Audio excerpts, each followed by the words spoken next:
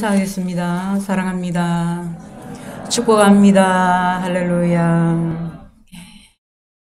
오늘도 주의 말씀이 들려지게 해주셔서 우리를 온전한 신앙 고백이 있는 온전한 삶으로 변화받게 해주시기를 기원드립니다. 오늘은 교회력으로 종료주일입니다. 종료주일은 고난주간이 시작되는 첫날로 기독교 역사상 가장 의미 깊은 한 날입니다. 갈릴리를 중심으로 사역을 해오신 예수님이 예루살렘으로 들어가신 이 날이 주님의 마지막 사역 한 주간이 시작되는 그 시작일인 것입니다.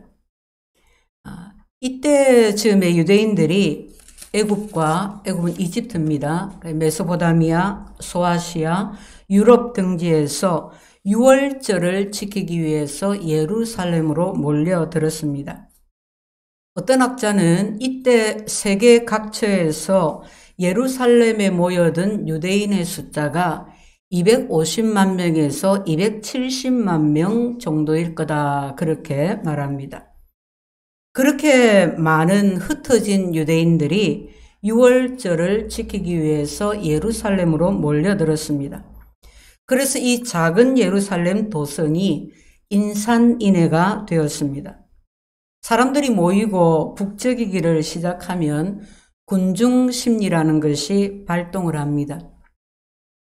유월절은 이스라엘 백성들이 출애굽, 이집트에서 탈출해 나온 것을 기념하는 절기로 민족의 수치와 박해와 아픔을 상기시키는 날이고 또 자주 독립의 소중함을 일깨워주는 날이기도 합니다. 우리나라의 광복절 같은 겁니다. 그래서 6월절이 되면 유대인들의 가슴에는 그 어느 때보다도 민족 감정이 끓어오르고 당시에는 로마의 지배하에 있었기 때문에 로마로부터 독립하고자 하는 열망이 커집니다. 유대인들은 메시아 대망, 즉 자신들의 소망을 이루어줄 옛날 다윗 왕국의 회복에 대한 소망을 이루어줄 메시아를 기다리고 있었습니다. 그런데 그 메시아가 나타났다는 소문이 들려옵니다. 그 소문의 주인공은 예수님이었고 사람들은 열렬히 예수님을 환영합니다. 자, 우리가 본문을 같이 교독을 했는데 예수님이 예루살렘 성으로 들어가시는 그 장면을 한번 그려보십시오. 예수님이 어린 나귀 새끼를 타고 있습니다. 백마를 타고 아주 멋있게 위풍당당한 그런 모습으로 예루살렘에 입성하시는 것이 아니라 나귀 새끼를 타고 있습니다. 그 지나는 길에 붉은 카펫이 아니라 사람들의 겉옷자락이 깔리고 나뭇가지가 깔렸습니다. 사람들이 흔들고 있는 것이 멋진 깃발이 아니라 종려나무 가지를 꺾어서 흔들고 있습니다. 종려나무는 기쁨과 승리를 상징하는 나무입니다. 전쟁에서 승리하고 돌아오는 왕이나 장군을 환영할 때 종려나무 가지를 흔들었는데 지금 무리들이 종려나무 가지를 꺾어서 흔들면서 예수님을 열광적으로 환호하고 있습니다. 사람들이 거기에 이렇게 소리 높여 외칩니다.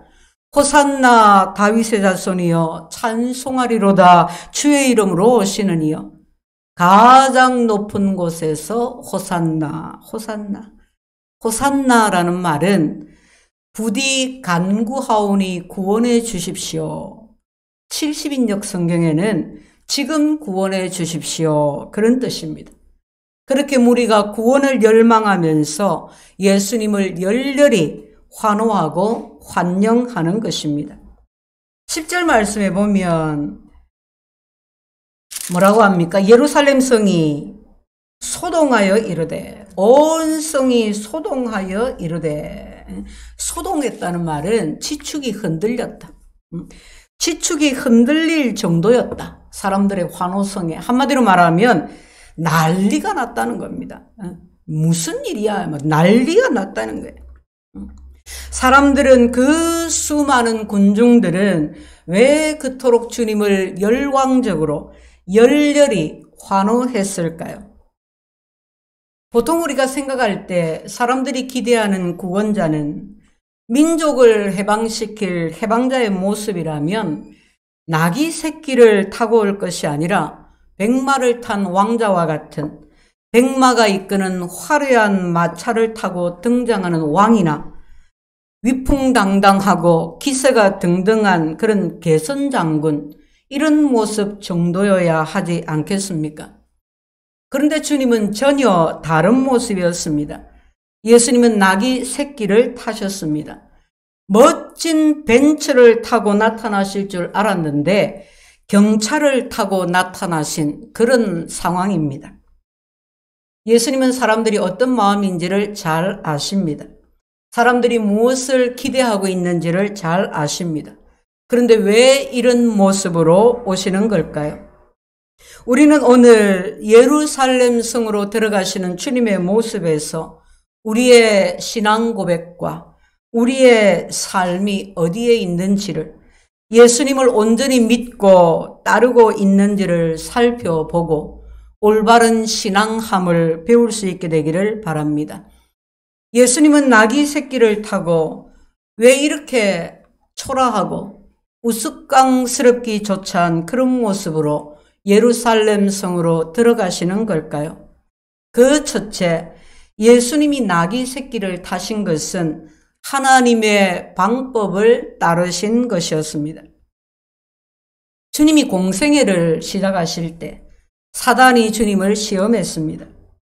메시아 사역을 성공적으로 감당하려면 세상적인 방법이 필요하다고 예수님을 유혹했습니다.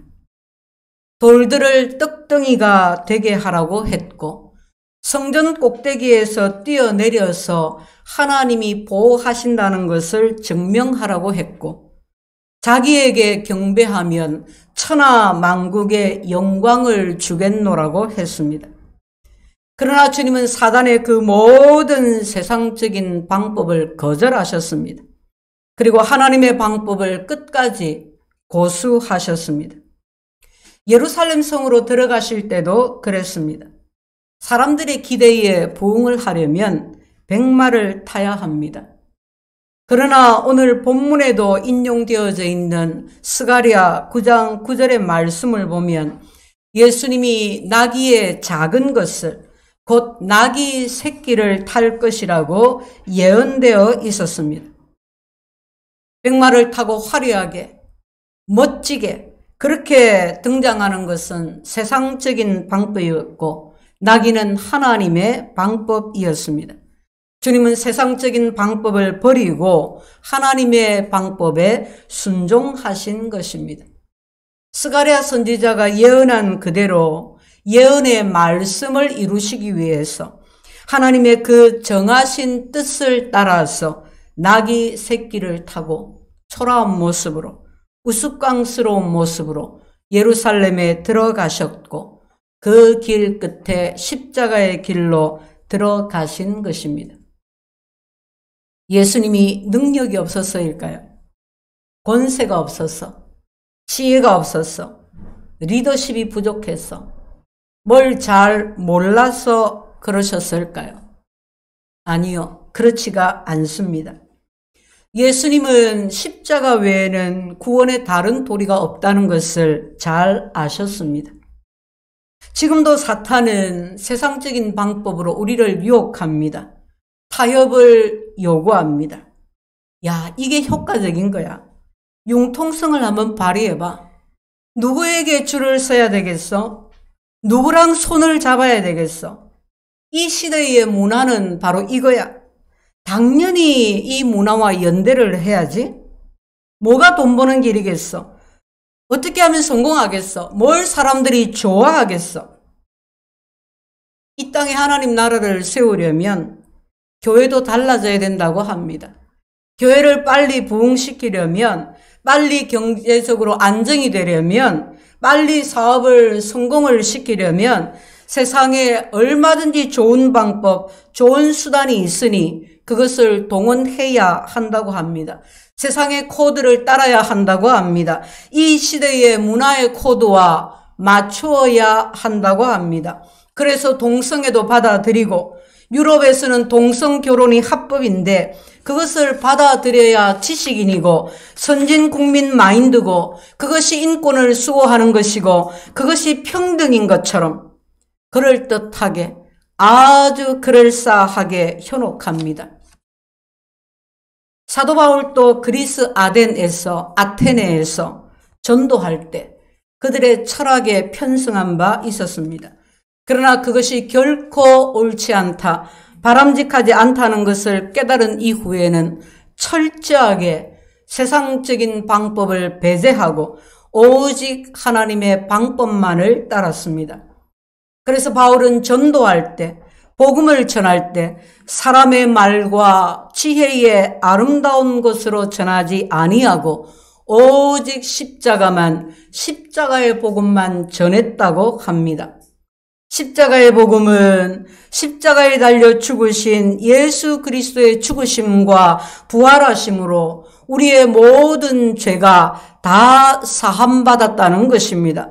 예수 그리스도의 십자가의 죽으심으로 우리가 구원을 받는다는 것입니다. 다른 구원은 없다는 것입니다. 그래서 십자가의 도가 멸망하는 자들에게는 더없이 미련한 것이지만 구원 얻는 자들에게는 하나님의 능력인 것입니다. 예수님은 세상적인 방법을 다 거절하고 오직 하나님 방법으로 사람들의 기대에 부응하지 아니하고 오직 하나님 말씀대로 나귀 새끼를 타고 예루살렘 성으로 들어가셨습니다. 사람들이 어찌하든지 그렇게 주님은 묵묵히 자기 길을 십자가의 길을 가셨습니다. 성도 여러분, 우리는 주님의 이 모습을 잊지 말아야 합니다. 이 모습을 기억하고 우리도 오직 하나님의 방법을 따라 살기를 작정해야 합니다. 그리 되시기를 축복합니다. 두 번째, 주님이 나귀 새끼를 타신 것은 낮아져서 우리와 눈높이를 맞추신 것입니다. 주님은 스스로를 하나님의 아들이라고 공언하셨습니다. 하나님을 내 아버지라고 하셨습니다. 주님은 하나님의 아들답게 가르치시고 전하시는 것에 권세가 있었고, 주님은 병든 자, 약한 자를 고치시고 죽은 자를 살리시고 자연을 복종시키는 능력을 나타내셨습니다. 주님은 세상 권세자들과 달랐습니다. 주님은 제자들과 함께 생활하셨고 백성들의 삶 가까이 있었습니다. 늘 더 가까이 백성들의 삶 속으로 들어가셨습니다. 죄인들과 함께 식사하셨고 우는 자들을 보고 아파하셨습니다. 주님은 이 땅에 메시아로 오셨지만 그러나 언제나 주님은 낮은 자리에 계셨습니다. 그리고 이와 같이 예루살렘 성으로 들어가실 때도 나귀 새끼를 타고 들어가셨습니다.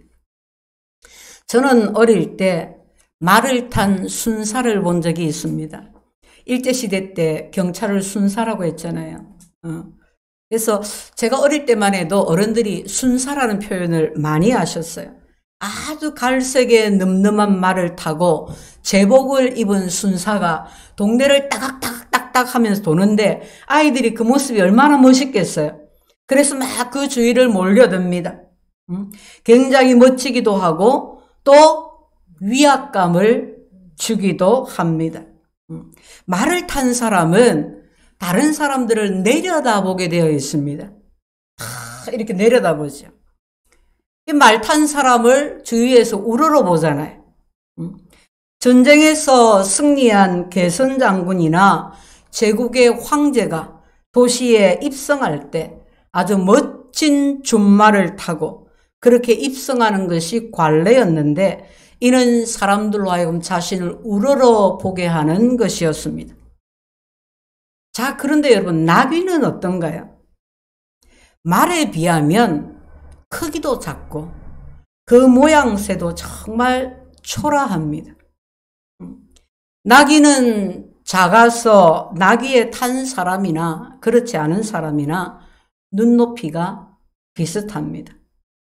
여러분 혹시 예수님이 예루살렘 성에 들어가시는 그 장면을 그려놓은 그림을 보신 적이 있다면 그 높이가 비슷해요. 비슷해요.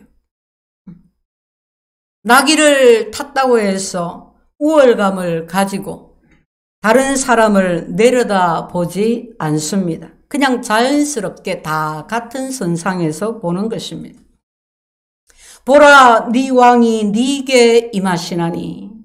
만왕의 왕이신 예수님이 우리에게 이 세상에 임하셨는데 그는 공의로우신 분이고 구원을 베푸시는 분이고 거기에 그는 겸손하여서 나귀를 타시나니.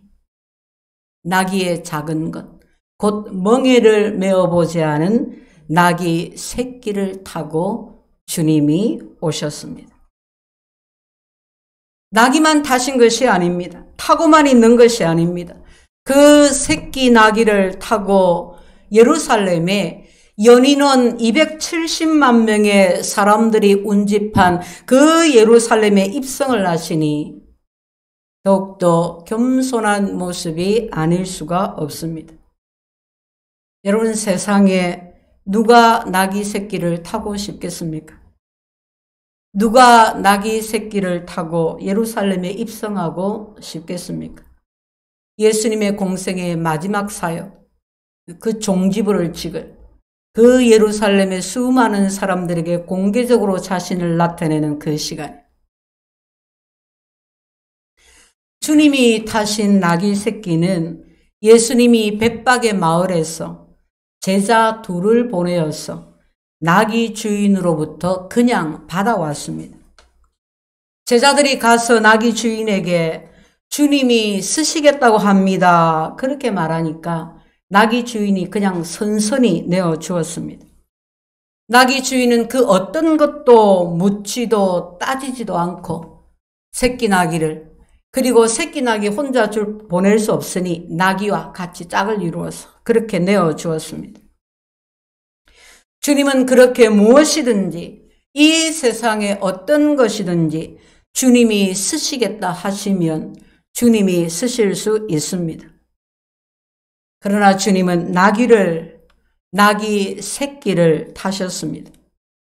마가복음 10장 45절에 인자가 온 것은 섬김을 받으려 함이 아니라 도리어 섬기려 하고 섬김을 받으러 이 세상에 오신 것이 아니라 섬기러 오셨다. 그래서 종의 모습으로 겸손히 철저하게 낮아져서 주님이 우리를 섬기신 것입니다. 사람들이 생각하는 구원자의 모습, 사람들이 생각하는 해방자의 모습은 어떤 걸까요? 초라하고 우스꽝스럽기까지 한 나귀 새끼를 탄 모습일까요? 아니면 왕궁을 배경으로 한 감히 사람들이 쉽게 쳐다볼 수 없는 높은 자리에서 호령하고 권위하는 그런 모습이어야 하지 않나요? 화려하고 멋지고 힘있고 위풍당당한 모습이어야 하지 않을까요? 우리가 사모하는, 우리가 흠모하는 모습, 세상 사람들이 좋아하고 모여들고 따르고 환호하는 모습은 그런 모습 아닌가요? 사람들은 너나 할 것 없이 높아지려는 열망이 있습니다. 잘 되려는 욕망이 있습니다. 없어도 있는 척합니다. 내가 먼저여야 하고 내가 주인공이어야 하고 내가 먼저 높이 도달하려고 하고 그런 욕망이 있습니다. 그래서 그것이 잘 안 되면 시험에 듭니다. 불만을 가집니다. 문제를 일으킵니다.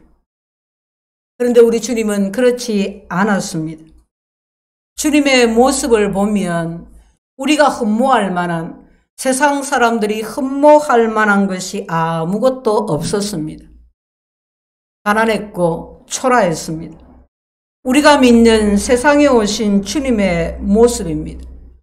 주님은 하늘 보좌, 그 영광의 보좌를 버리시고 이 땅에 오셨습니다. 사람의 모습으로, 종의 모습으로 오셨습니다. 섬김을 받으러 오지 아니하시고 섬김받지 아니하시고 섬기러 오셨습니다. 주님은 우리와 눈높이를 맞추시려고 낮아지고 낮아지셨습니다. 신앙생활이란 주님과 함께하는 생활을 말합니다. 주님의 생각을, 주님의 마음을, 주님의 걸음을, 주님의 뜻을, 그 모든 주님의 것을 주님과 함께 하는 것입니다. 성도 여러분, 주님을 닮기를 원하십니까? 주님을 닮는다는 것은 주님처럼 낮아지는 것입니다. 주님처럼 겸손해지는 것입니다. 말을 타고 위에 서서 군림하는 것이 아니라 나귀 새끼를 타고 낮아지는 것입니다.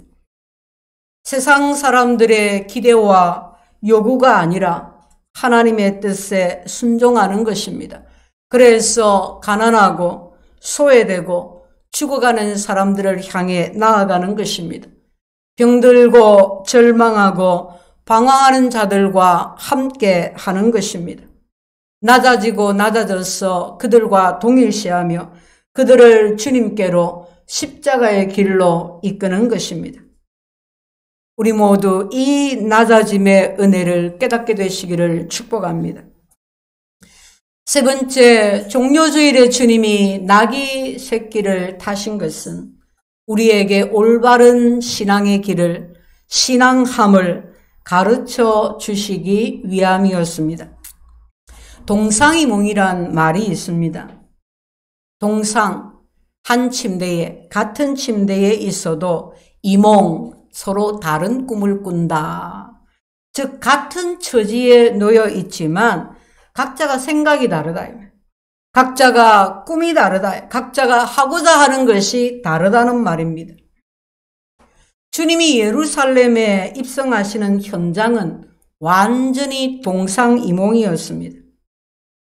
주님은 자기 백성을 죄에서 구원하시기 위해서 백성의 죄를 대신 짊어지셔야 하는 고난의 메시아이었습니다. 섬기는 종으로, 겸손한 왕으로 십자가를 지시러 오셨습니다. 주님은 고난받으시고 부활하심으로 이루어질 하나님 나라를 꿈꾸셨습니다. 그런데 사람들은, 무리는 그렇지 않았습니다. 저들은 다윗의 자손인 메시아가 이 땅에 와서 로마로부터 자기 나라를 독립시키고 백성들을 해방시키고 그 옛날 다윗의 영광을 회복시켜 줄 것을, 세계 모든 민족 가운데 가장 뛰어난 민족으로 만들어 줄 것에 대한 꿈을 꾸었습니다. 주님이 지난 3년의 공생애 동안 수많은 이적과 기사와 능력을 보여주셨기 때문에 능히 그럴 것이라고 생각을 했습니다. 그러나 주님은 의와 평강과 희락의 하나님 나라를 이루고자 하셨고 그것을 위해서 죽임을 당하실 메시아이셨는데 사람들은 그것을 이해하지를 못했습니다. 예수님의 제자들도 깨닫지를 못했습니다. 제자들은 주님과 함께 3년을 지내면서 주의 말씀을 가장 가까이서 들었습니다. 주님이 행하시는 이적을 가장 가까이서 가장 먼저 보았습니다. 수많은 사람들이 말씀을 듣고 이적을 보고 놀라고 감격하고 주님을 따르는 것을 보았습니다. 그래서 제자들은 주님이 이제 때가 되어 십자가에서 고난받으실 것을 말씀하시는데도 장차 그 나라에서 누가 더 높은 자리에 오를 것인지를 두고 자기들끼리 다투었습니다. 주님의 예루살렘 입성은 예루살렘에 모인 저 수많은 무리와 그리고 제자들의 꿈과도 거리가 멀었습니다. 한참 멀었습니다. 그런데 사람들이 환호하고 있습니다. 나귀 새끼를 타고 예루살렘에 입성하시는 주님을 열렬히 환호합니다. 이상하지요? 그리고는 불과 며칠이 지나지 않아서 저들이 돌변합니다. 가룟 유다는 예수님을 팔아 넘깁니다. 제자들이 다 뿔뿔이 도망가 버립니다. 호산나를 외치며 종려나무 가지를 흔들며 열렬히 주님을 환영했던 그 수많은 사람들은 예수님을 십자가에 못 박으라고 소리칩니다. 왜 이런 건가요? 그것은 저들이 주님을 바로 알지 못했기 때문입니다. 주님을 바로 알지 못했기 때문에, 구원하시는 하나님의 그 뜻을 알지 못했기 때문에, 저마다 자기 욕심을 가지고 허황된 꿈을 꾸었기 때문입니다. 성도 여러분, 지금 여러분이 좋아하는 것, 여러분이 환호하는 것, 여러분이 꿈꾸는 것, 여러분이 열렬히 쫓아가고 있는 것이 무엇입니까? 사람들이 원하는 메시아는 어떤 메시아입니까? 저와 여러분이 믿고 따르는 메시아 예수 그리스도는 어떤 분이십니까? 내가 원하는 대로, 내가 원할 때마다 원하는 대로 돕는 메시아, 내가 성공하고 내가 명예를 얻고 내가 부자가 되도록, 내가 이 세상에서 누구보다 잘되고 높아지도록 돕는 메시아, 그런 메시아는 아닌가요? 주님은 우리가 원하는 그 모든 것들을 다 해 주실 수 있는 분이십니다. 주님은 능력과 권세와 부와 존귀가 무한한 분이십니다. 주님은 우리에게 모든 것을 주실 수 있는 분이십니다. 그러나 그것이 우리의 인생의 목적이 되고 그것이 우리의 신앙함의 방편이 되어서는 안 되는 것입니다. 만약 우리가 그런 마음으로 예수님을 믿고 따른다면, 그런 마음으로 신앙생활하는 것이라면 우리가 저 호산나를 외치면서 소동을 일으키면서 예수님을 영접한 사람들, 그리고 불과 며칠이 지나지 않아서 예수님을 십자가에 못 박으라고 소리친 사람들과 다를 것이 무엇이 있겠습니까? 주님은 오직 우리를 구원하시는 하나님의 뜻을 이루시는 데 관심을 두셨습니다. 주님의 공생의 모든 사역, 주님의 모든 삶은 오직 하나님의 뜻을 이루는 것이었습니다. 그리스도인이 무엇입니까? 그리스도인은 예수님을 주와 구주로 믿고 따르는 사람입니다. 그리스도인은 예수님과 자신을 동일시하는 사람입니다. 그래서 그리스도인은 모든 일의 모든 것에 예수님을 닮는 사람, 예수님을 닮아가는 사람입니다. 우리는 종료주일에 예수님의 모습에서 환호하는 백성들의 기대와 다르게 오직 하나님의 뜻을 이루시려고 묵묵히 주의 길을, 십자가의 길을 가시는 예수님처럼 우리도 묵묵히 올바른 신앙의 길을 주님과 함께 주님이 인도하시는 그 길을 걸어가는 것입니다. 여러분, 우리가 아무리 비천하다 한들 사람이 되신 주님의 비천함만 하겠습니까? 우리가 아무리 가난하다 한들 모든 영광을 버리신 주님의 가난함만 하겠습니까? 우리가 아무리 고통스럽다 한들 죄인 되어 고난받으신 주님의 고통만 하겠습니까? 주님이 우리 대신 가난하시고 주님이 우리 대신 고난받으시고 주님이 우리 대신 죽으셨습니다. 그 고난의 길에 영광이 있습니다. 그 십자가 죽음의 길에 부활이 있습니다. 그 길을 주님께서 우리에게 보이셨습니다. 사랑하는 성도 여러분, 예수님이 나귀 새끼를 타고 예루살렘에 입성하셨습니다. 세상 방법이 아니라 하나님 방법을 따르신 것이었습니다. 눈높이를 우리에게 맞추신 것이었습니다. 신앙함이 무엇인지 우리에게 올바른 신앙함을 보여주신 것이었습니다.